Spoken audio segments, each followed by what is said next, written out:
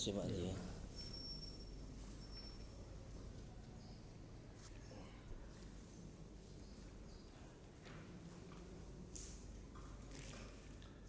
Bismillahirrahmanirrahim. Assalamualaikum warahmatullahi wabarakatuh. Alhamdulillahirabbil alamin wa bihi nasta'in 'ala umuri dunya waddin. Asyhadu an la ilaha illallah wa la syarika lahu wa asyhadu anna Muhammadan 'abduhu wa rasuluh. Allahumma shalli wa sallim wa barik 'ala sayyidina Muhammad abdika wa rasulika nabiyil ummi wa ala alihi washabihi ajma'in. Rabbi shrah li sadri wa yassir li amri wahlul 'uqdatam min lisani yafqahu qawli. Rabbana zidna ilma warzuqna fahma waj'alna minasy shalihin. Ya Allah ya Rabb yang Maha Pengasih lagi Maha Penyayang, ampuni ya Allah dosa kedua orang tua kami. Ampuni ya Allah dosa kami ya Allah. Ya Allah, tolong ya Allah, mudahkan kami yang mencari ilmu, mudahkan kami yang mempelajari ilmu, mudahkan kami ya Allah memahami ilmu dan mengamalkannya ya Allah. Ya Allah, berkahi majelis ini, berkahi ya Allah rumah kami ya Allah. Amin ya rabbal alamin. Mari kita mulai kajian manajemen qalbu, manajemen hati.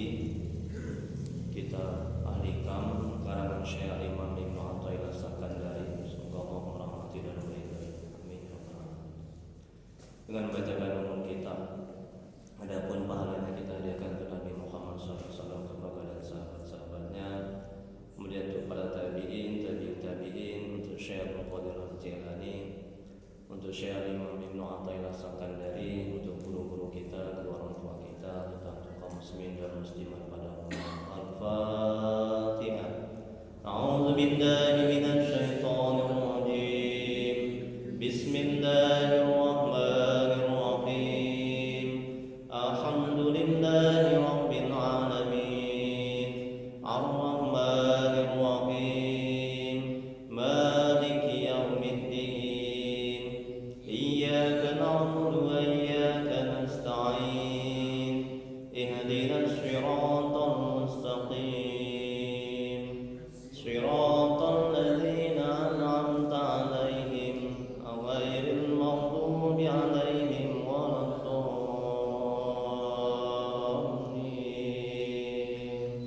Amin. Hidayah anta maqsudi wa ridha matlubi. Ya Allah, Engkau lah yang kami tuju, ridwanmu lah yang kami cari.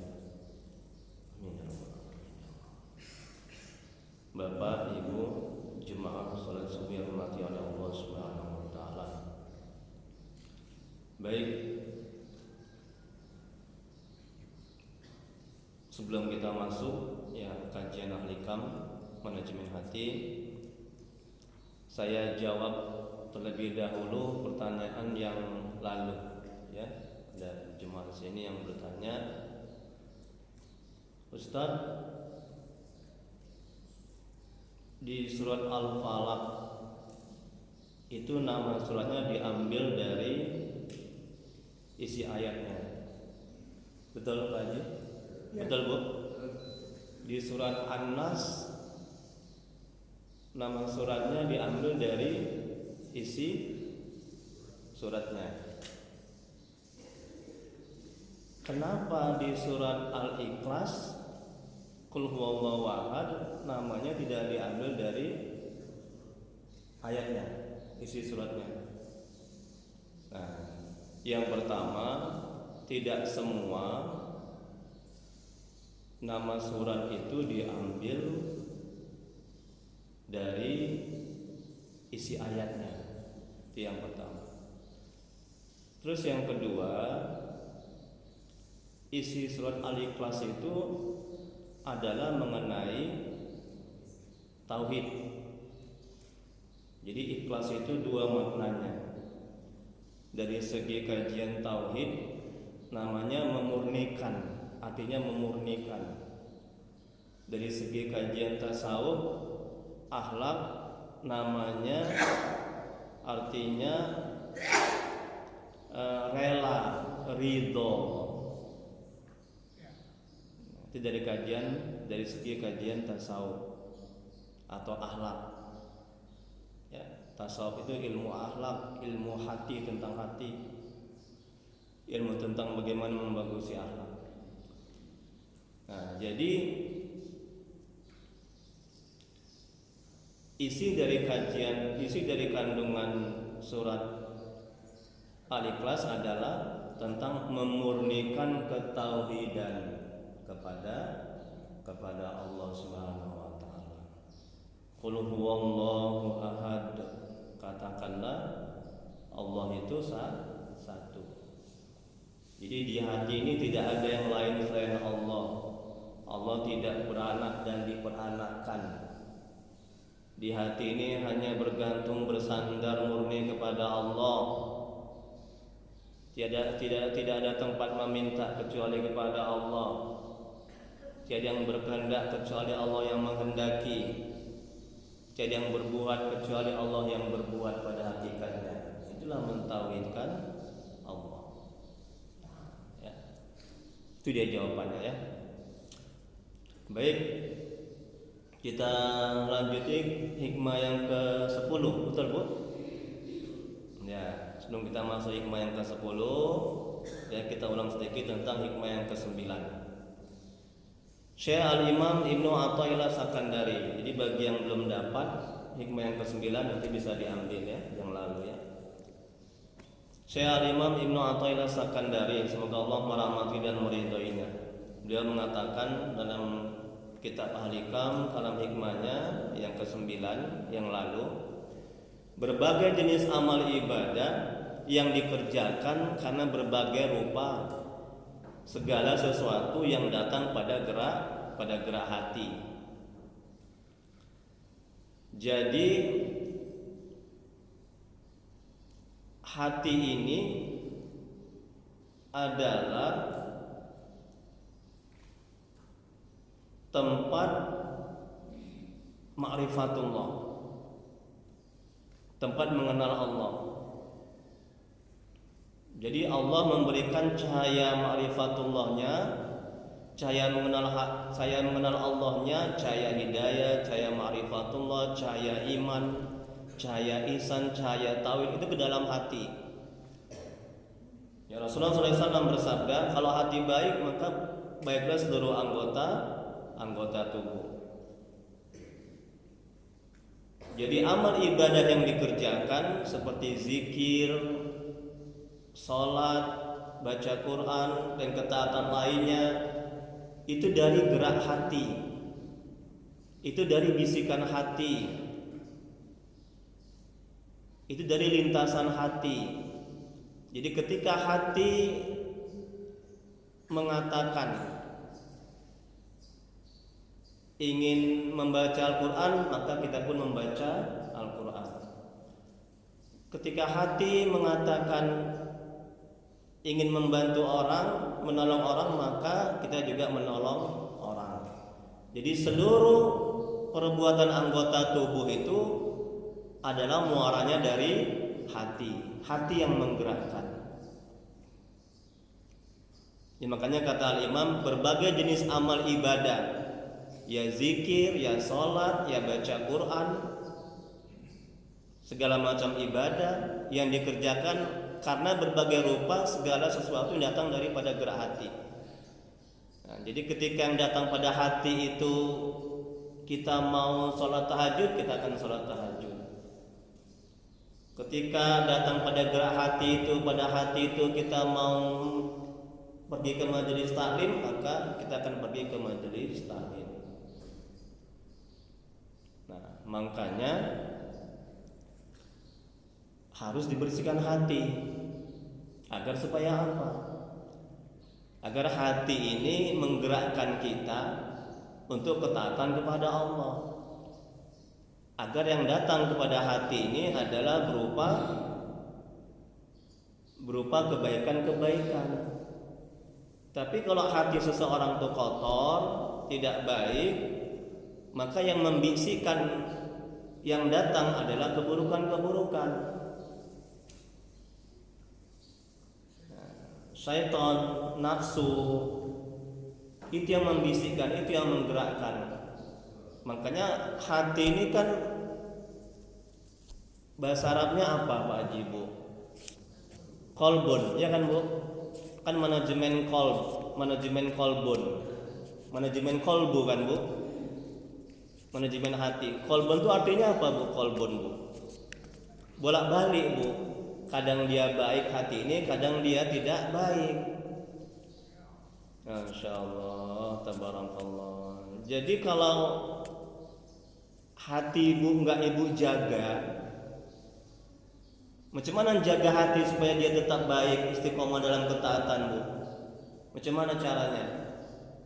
Oh Bu, macam mana caranya Bu? Kan sudah kaji kita yang lalu itu. Ini mengulang sedikit hikmah yang ke-9.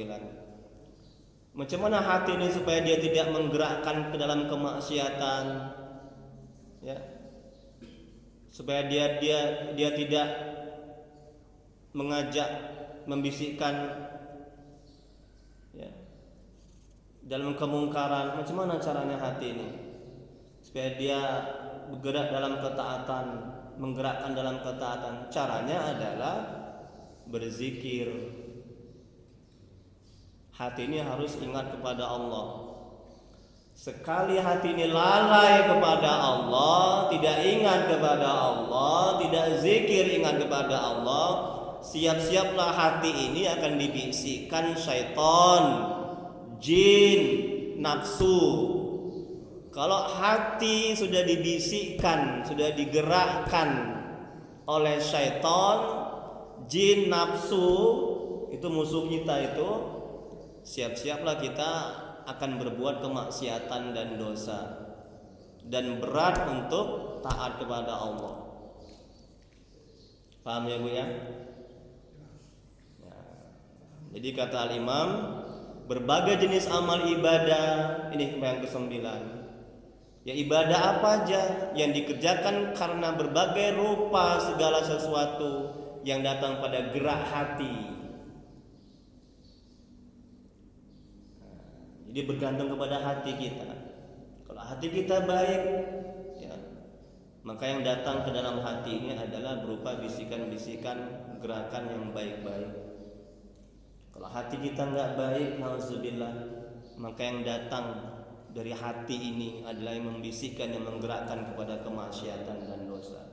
Untuk itu dijaga mati-matian hati ini, jangan sampai masuk bisikan-bisikan syaitan, nafsu, jin, sehingga kita akan selamat dunia akhirat. Ya, dengan berzikir. Allahumma shalli ala sayyidina Muhammad wa ala alihi wasallam. Allahumma shalli ala sayyidina Muhammad wa ala alihi wasallam. La ilaha illallah, la ilaha illallah. Allah, subhanallah, subhanallah, subhanallah. Dijaga. Kalau berhadas, hadas kecil, hadas besar, wudu, zikir lagi. Dimanapun kita berada, zikir, ingat kepada Allah. Ustaz, jemaah saya, kok susah kali Ustaz khusyuk sholat? Banyak kali yang bertanya, ya, banyak kali yang bertanya seperti itu. Ibu-ibu terutama yang bertanya, susah kali Ustaz khusyuk sholat. Ketika sholat ada aja pikiran yang melayang-layang, pikiran yang macam-macam masuk. Cari kunci di luar sholat. Ketika sholat dapat kuncinya, bicara, oh iya kunci itu taruh di atas lemari. Ketika sholat Ustaz bingung 3 atau 4 ya, udah 3 atau 4 ya, hatinya kemana-mana. Kayak mana Ustaz caranya supaya khusyuk sholat? Itu aja pertanyaannya. Jadi saya bilang ringkasnya, ibu yang baik hati, kalau kita terbiasa zikir, ingat Allah di luar sholat, terbiasa kita senantiasa dimanapun kita berada kita zikir, ya, nanti ketika sholat kita terbawa-bawa, ala bisa karena biasa. Di hati kita nggak ada ingat yang lain kecuali Allah. Masya Allah, tabarakallah. Kita akan mendapatkan kemanisan, kelezatan kalau sudah begitu dalam ibadah, dalam taat. Tapi kalau di hati kita, di luar sholat, terbiasa ingat yang lain, lebih fokus ingat kepada istri, anak, pangkat, jabatan, hati ingat kepada hutang, siap-siap ketika sholat, hutangku udah berapa ya? Pasti itu. Jadi apa yang selalu mendominasi hati ini, itu yang terbawa dalam sholat. Nah ibu dia senyum-senyum di belakang dia, ngalaminnya. Yakinlah. Jadi nggak ada yang cara lain yang paling jitu, yang paling bagus untuk bisa khusyuk. Jadi yang pertama itu adalah tobat, yang kedua banyak zikir. Udah itu aja, dua itu coba amalkan. Nanti saya tambah lagi. Insya Allah, dua itu aja udah bagus sekali itu. Ya, tobat, banyak istighfar, zikir. Ya Bu ya, kemudian kita bisa mengamalkannya Bu ya. Banyak kali ini di WA grup saya nih. Saya ngisi pengajian di tempat lain juga begitu. Untuk bisa khusyuk. Karena kalau amal ibadah kita, sholat kita lebih banyak tidak khusyuknya daripada khusyuk, itu sholat yang rusak. Tidak akan semakin dekat kepada Allah, tidak akan semakin mengenal Allah, bahkan semakin jauh dari Allah. Auzubillah. Kalau sholat kita lebih banyak tidak khusyuknya daripada khusyuknya. Dalam satu riwayat, sholat kita dicampakkan ke muka kita. Apa ini sholat kamu ini? Wallahu a'lam. Hanya Allah yang maha mengetahui. Baik, hikmah yang ke-10. Lihat Bu. Syekh Al-Imam Ibnu Athaillah Sakandari, semoga Allah merahmati dan meridhoinya. Amin ya rabbal alamin. Beliau mengatakan dalam kitab Al-Hikam, kalam hikmahnya, amal perbuatan itu sebagai kerangka yang tegak, sedangkan ruh jiwanya ialah terdapatnya rahasia ikhlas, ketulusan dalam amal perbuatan itu. Kita lihat penjelasannya. Amal itu ibarat jasad yang tidak bernyawa, sedangkan keikhlasan laksana ruh yang menjadikan jasad itu hidup. Nah, jadi amal itu ibaratkan jasad. Bu, kalau jasad tubuh kita nggak ada ruh, bisa nggak hidup Bu? Bisa hidup? Mati. Begitu juga ibadah kita, sholat kita ini. Sholat kita ini kalau nggak ada ikhlas nggak diterima, bangkai.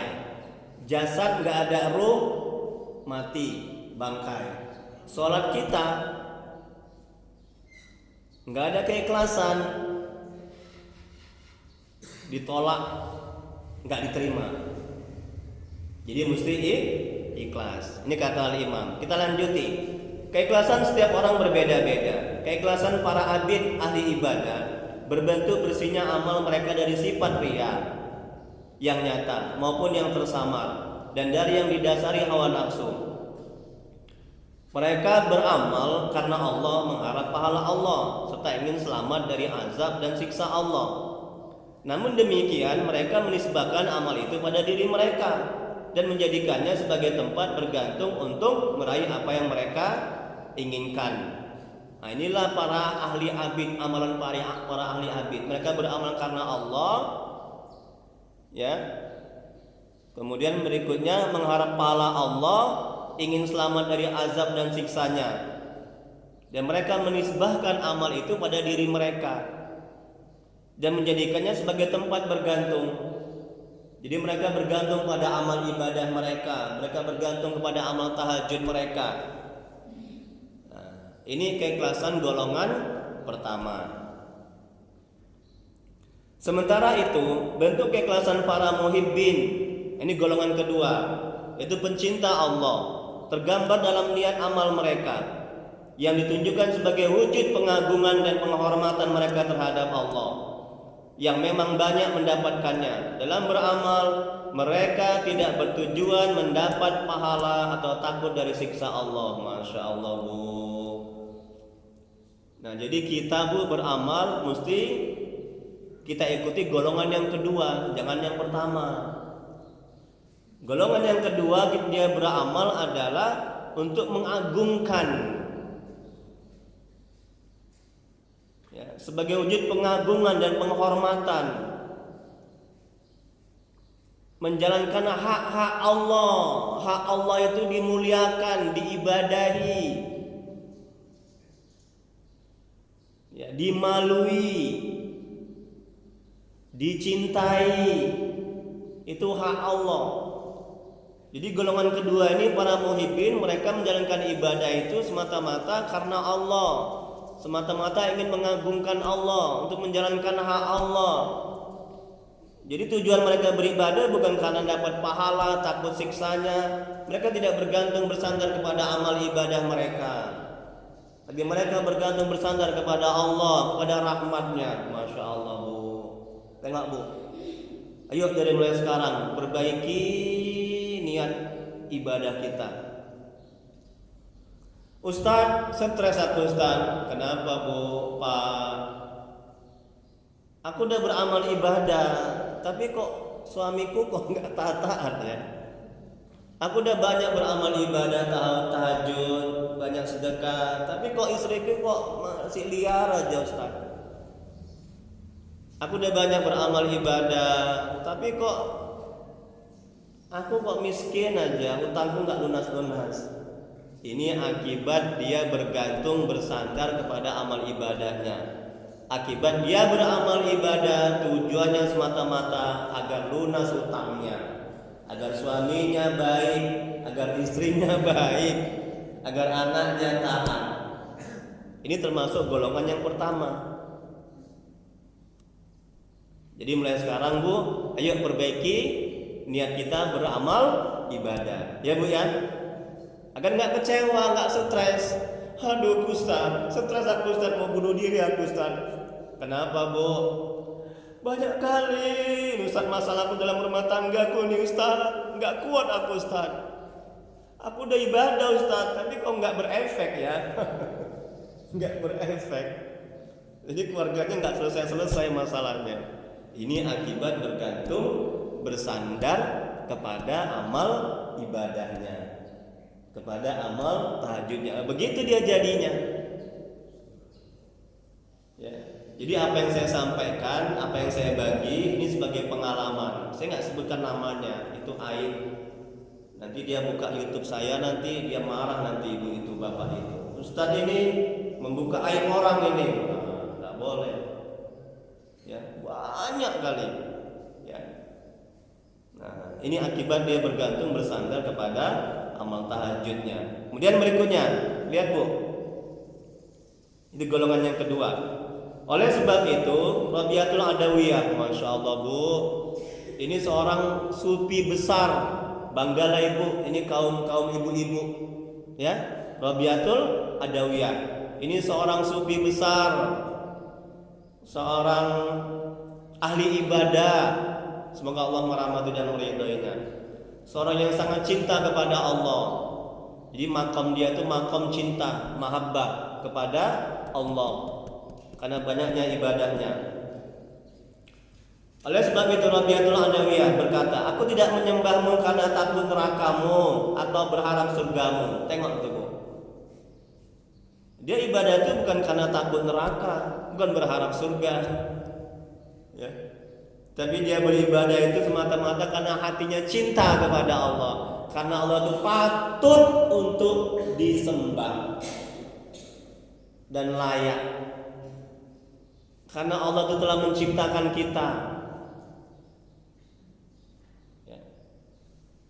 Dia beribadah untuk menjalankan hak-hak ketuhanan. Apa hak-hak ketuhanan?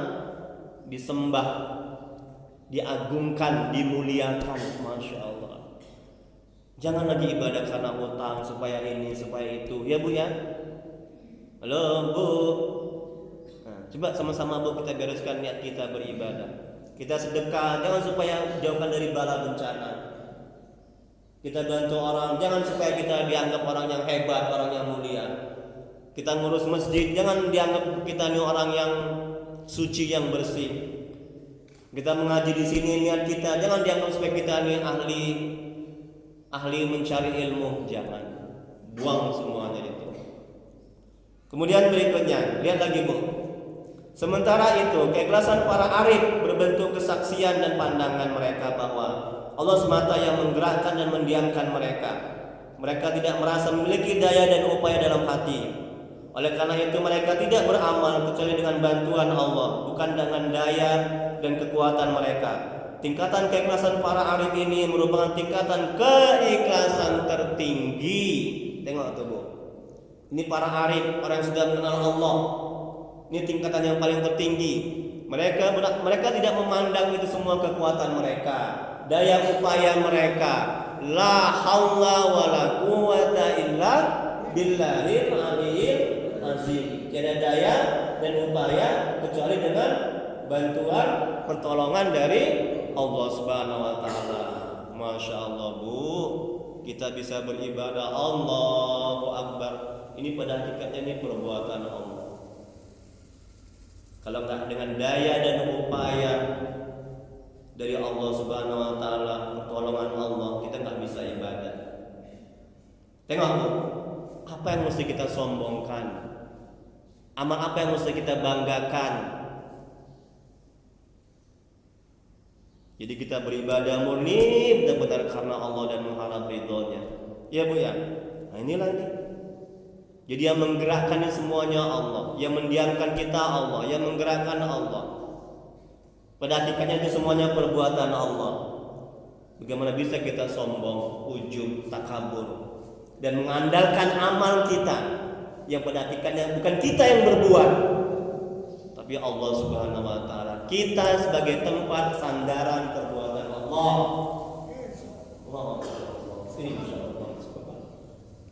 Saya ulangi lagi. Kita sebagai tempat sandaran perbuatan Allah.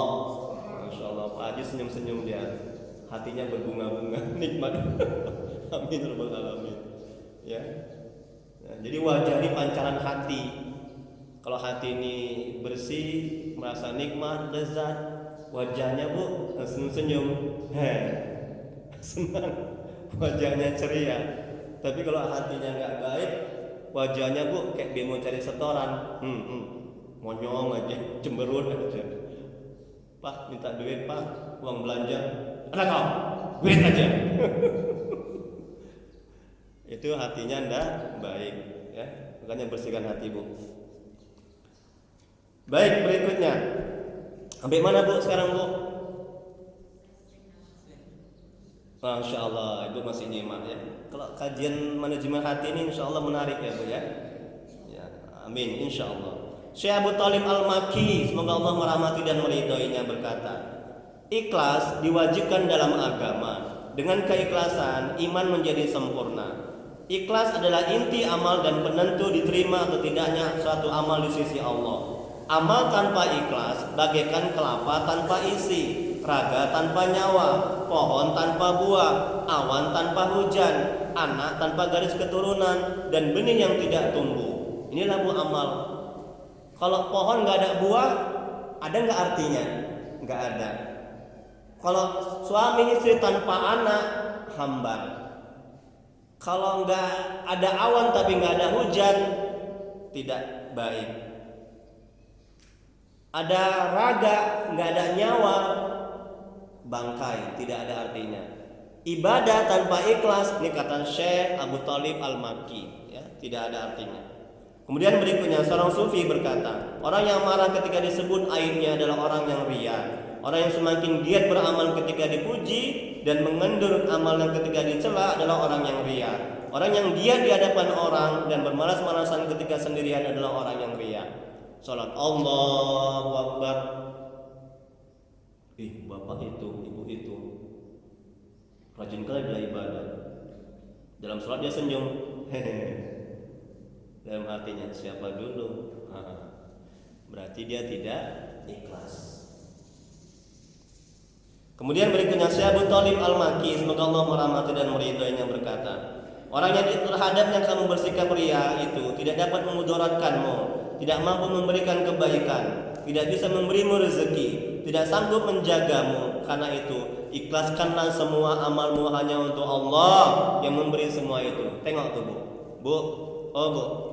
Kalau ibu beribadah, sholat karena orang itu tidak memberikan, bisa nggak orang itu memberikan rezeki kepada ibu?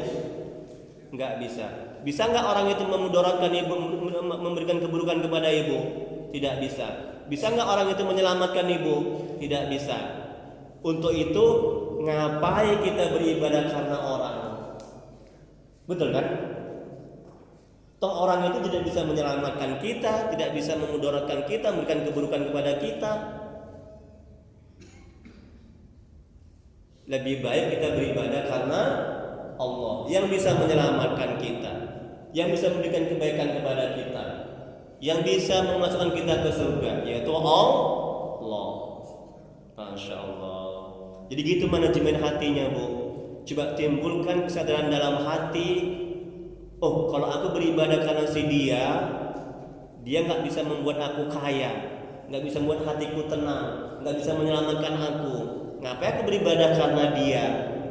Jadi murni keikhlasan kita, beribadah semata-mata karena Allah. Nah, begitu Bu manajemen hatinya. Paham, Bu? Insya Allah. Ini kata Syekh Abu Thalib Al-Makki. Tengok, Bu, kita di perut ibu kita sendiri, betul, Bu?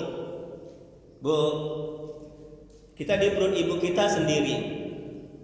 Kemudian di kuburan kita sendiri, dibangkitkan kita sendiri.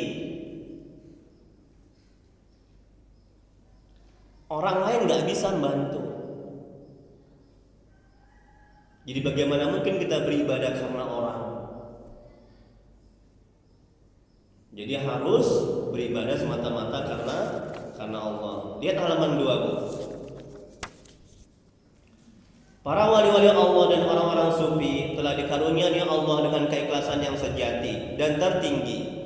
Mereka beramal sudah tidak lagi melihat kepada diri mereka, tetapi tertuju kepada Allah, baik dalam geraknya ataupun dalam diamnya. Mereka betul-betul telah tenggelam dan merasakan pengertian yang hakiki dari kalimat la haula wala quwata illa billah. Tidak daya dan tidak ada kekuatan melainkan dengan Allah yang maha tinggi lagi yang maha agung. Tengok tuh, Masya Allah, Bu, tabarakallah. Ya, nikmat kali, Bu. Ya, kita akan bisa ikhlas, Bu, kalau kita tanamkan dalam hati kita ini, ya Allah, aku beribadah nih ya Allah bukan karena kesanggupan kemampuanku ya Allah, tiada daya dan upaya kecuali dengan pertolonganmu ya Allah, dengan bantuanmu ya Allah. Ya, jadi itu membuat kita tuh bisa ikhlas, memurnikan, ya, memurnikan ke dalam hati kita dalam beramal ibadah. Ya, semata-mata kita beribadah karena Allah, menjunjung perintah Allah, menegakkan, menjalankan hak-hak ketuhanan, mengagungkan.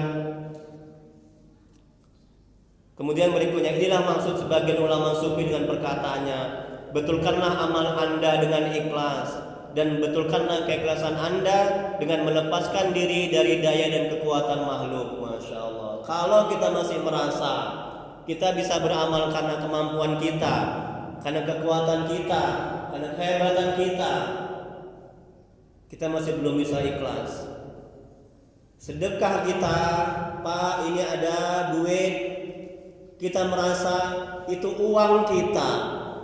Kita merasa kita sedekah karena kemampuan kita, kesanggupan kita, harta kita. Siap-siap amal ibadah kita rusak, siap-siap ditolak sedekah kita oleh Allah.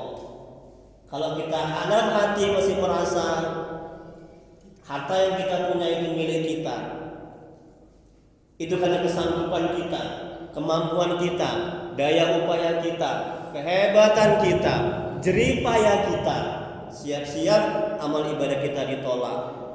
Siap-siap kita menjadi tidak ikhlas, siap-siap rusak amal ibadah kita. Itu setan sudah masuk, nafsu sudah masuk, sudah membisikkan, sudah bekerja. Ya. Ini penting, makanya nggak heran, Ustadz, jemaah saya, oh dia mau datang hari ini, mau diruqyah jam 9. Orang binje terus saja. Ada lada-ladanya, kebun lada ya Pak Haji. Semalam telepon, Ustadz, ibu-ibu umur 50, sekitar 50-an. Saya kan sholat Ustadz, katanya gitu. Saya senyum aja dengarkan. Saya kan sholat Ustadz, saya baca Quran. Ini berkenaan dengan ikhlas yang tadi ya. Nah, saya sholat Ustadz, saya baca Quran, katanya. Terus kenapa kok bisa diganggu jin juga ya? Tapi saya tidak mengetahukan dia ya. Nanti ibu itu tersinggung nanti. Dia telepon saya. Kenapa kok saya diganggu jin juga ya? Penyakitnya Bu, penyakit dia ini, mungkin dia dengar nanti ini di YouTube. Saya nggak sebutkan namanya. Penyakit dia ini susah tidur. Kalau malam susah tidur. Haji. Udah. Yang kedua penyakitnya gejala gangguan jinnya itu matanya sering kepanasan. Setelah diperiksa ke dokter, sehat-sehat matanya. Tapi kalau siang sering kepanasan matanya. Udah yang kedua. Yang ketiga penyakitnya ini sering merasa pusing-pusing. Nah, jadi kan saya kan kalau misalnya setiap meruqyah itu,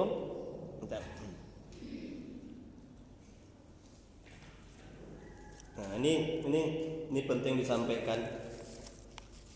Saya setiap meruqyah itu saya sebutkan, ya makasih Pak Haji ya.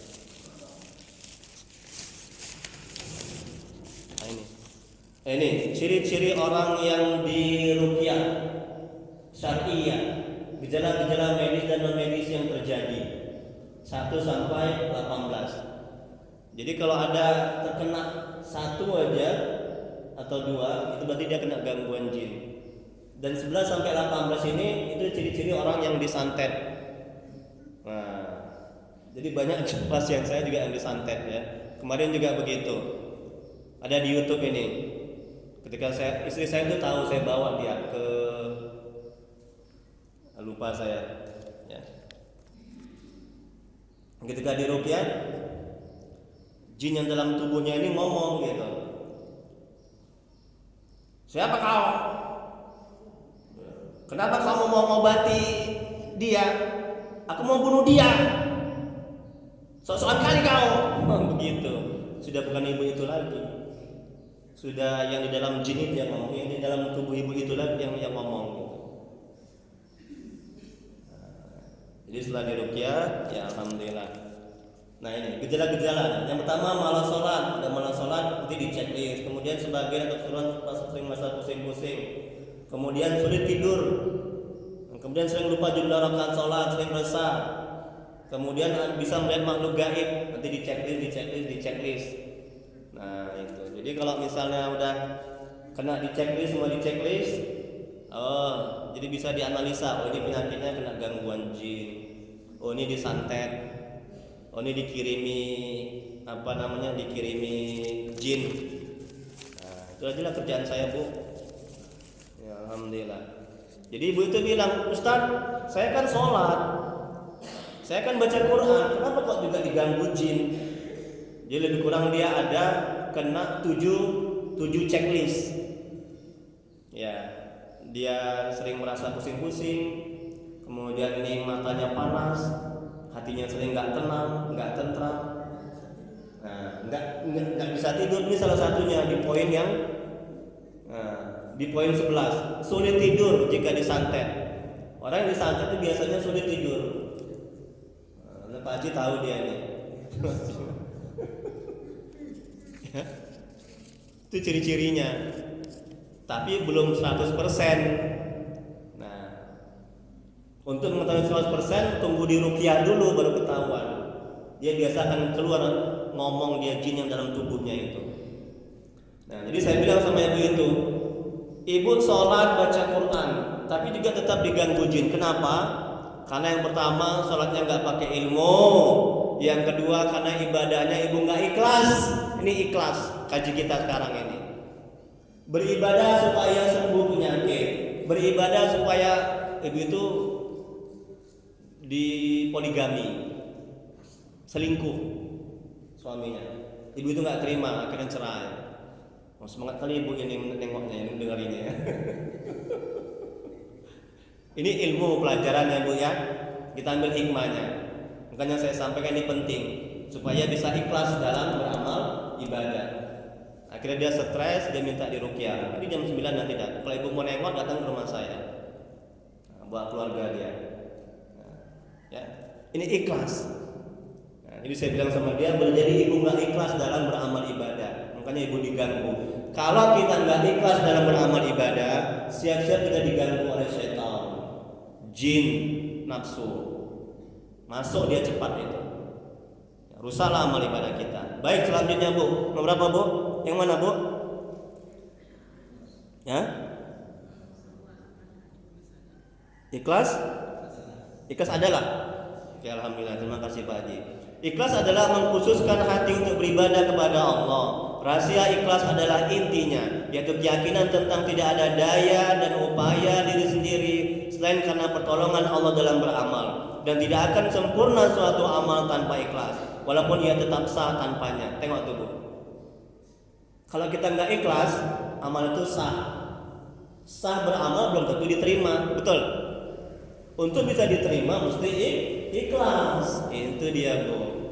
Kemudian berikutnya, ikhlas akan menghilangkan riya dan syirik ringan, syirik khafi dari amal. Rahasia ikhlas akan menghilangkan ujub berbangga diri dan akan mendisiplinkan nafsu. Sedangkan riya akan merusak kesahan amal, dan ujub akan merusak kesempurnaan amal. Tengok itu. Jadi ikhlas menghilangkan riya, syirik ringan atau syirik khafi dari amal. Kemudian ikhlas akan menghilangkan ujub, merasa bangga, merasa mulia dengan amal itu. Hilang itu semua. Dan nafsu ini akan disiplin, akan terdidik, akan bagus nafsu ini menjadi nafsu mutmainnah, nafsu yang diridhoi oleh Allah Subhanahu wa taala. Ada nafsu amarah, ada nafsu lawamah, ada nafsu mutmainnah. Masya Allah.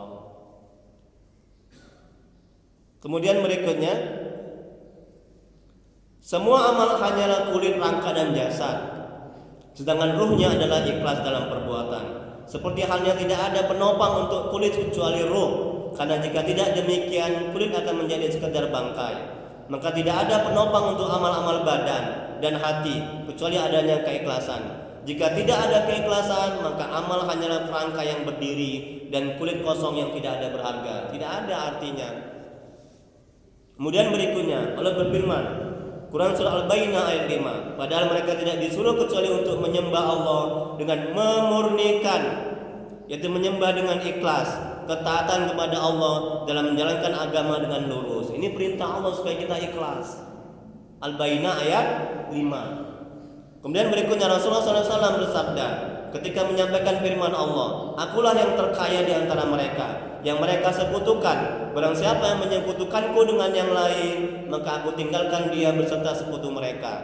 Jadi kalau kita beramal karena si dia, karena ini, karena harta, pangkat, jabatan, Allah meninggalkan, Allah nggak mau bantu, Allah nggak akan lihat amal kita, Allah akan campakkan amal kita. Nauzubillah. Allah nggak peduli sama kita. Ini kalau kita beramal tidak ikhlas. Kemudian berikutnya Rasulullah SAW bersabda, yang paling aku takutkan dari umatku adalah syirik ringan. Apa syirik ringan? Yaitu riya, beramal karena sesuatu yang lain, tidak karena Allah. Kemudian Rasulullah SAW bersabda, hindarilah syirik ringan, karena syirik itu merayap seperti semut. Beliau ditanya, apa yang dimaksud dengan syirik ringan? Beliau menjawab, riya, itu syirik ringan itu. Kemudian halaman 3, lihat bu, diriwayatkan bahwa Nabi Rasulullah SAW ditanya tentang ikhlas. Beliau menjawab, tunggulah sampai aku tanyakan hal ini kepada Jibril. Saat ditanya, Jibril menjawab, aku akan bertanya kepada Tuhan yang Maha Agung.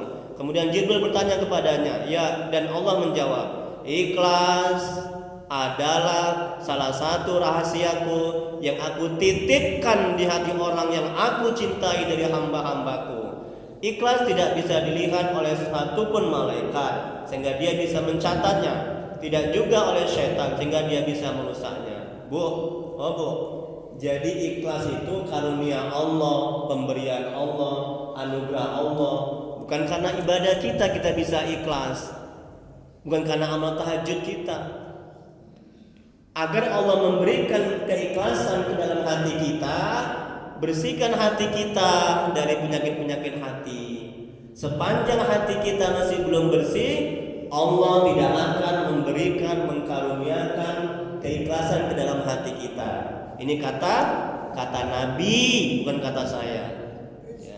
Insya Allah. Tengok, ikhlas adalah salah satu rahasiaku, kata Nabi, yang aku titipkan di hati orang yang aku cintai.